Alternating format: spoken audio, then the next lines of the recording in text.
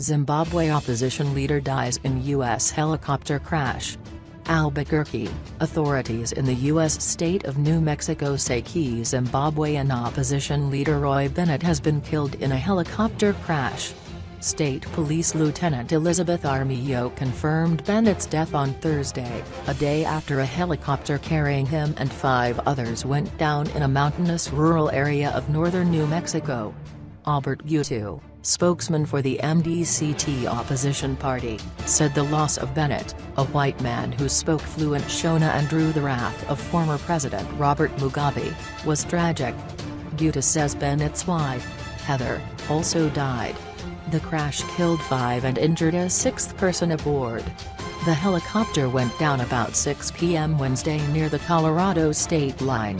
Armijo said no additional information was immediately available about the circumstances of the crash.